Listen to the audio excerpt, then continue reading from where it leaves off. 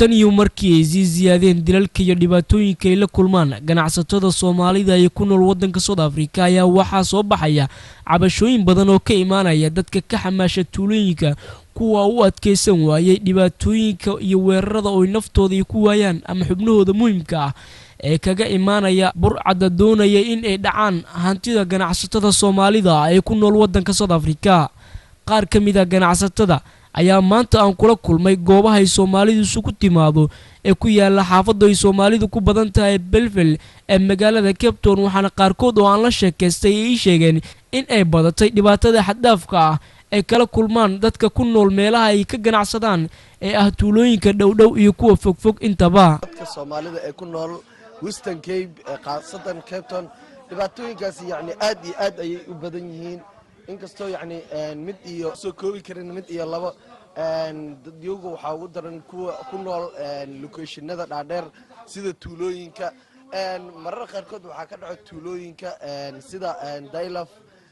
Khaliija Mufuleyni Yanga meelahay u badan yihiin dadyoga madow waa meelaha ugu dhibka badan ee ku yaala waddankani South Africa haddana dukaamada ka furta businesska horumarka sameeynaayo sida daraadeed meeshiiba waxaa ka dhici jirtay 100% in dadka markay soo galayeen la taadgadgareeyo la dhaco haddii la dhici waayo la shuudgareeyo aantakan oo kale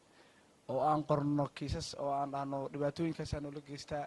in wax nagala qabtaa rabnaa booliska waxay ku dhahayaan niyad fiican ay ku muujinayaan waxba ka qabanaynaa dabagal baa ku sameynaynaa laakiin ilaa hadda ma aan aragno qof loo soo qabtay dhibaatooyinka ugu dambeeyay ee hadda ka dhacay dalkan South Africa.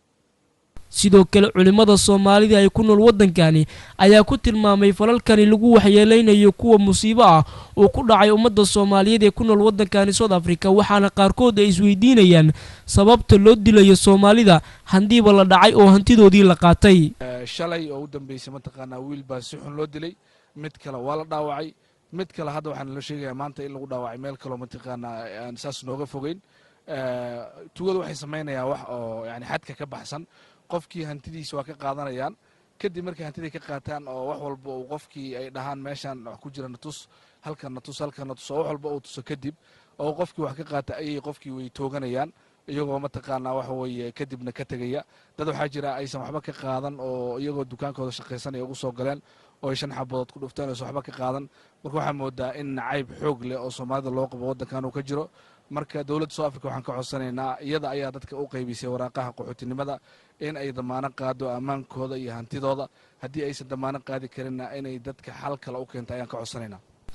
si kastaba haatee weerarada ay la kulmaan Soomaalida ku nool waddanka South Africa ayaa noqday tusbax furtay, waxayna soo socdeen muddo dhowr iyo 10 sano ah iyadoo aysan jirin ilaa iminka cid wax ka qabatay marka laga reebo cambaareen dusha looga tuuray kooxaha ugaarsada ganacsatada Soomaalida ee ku nool waddanka South Africa.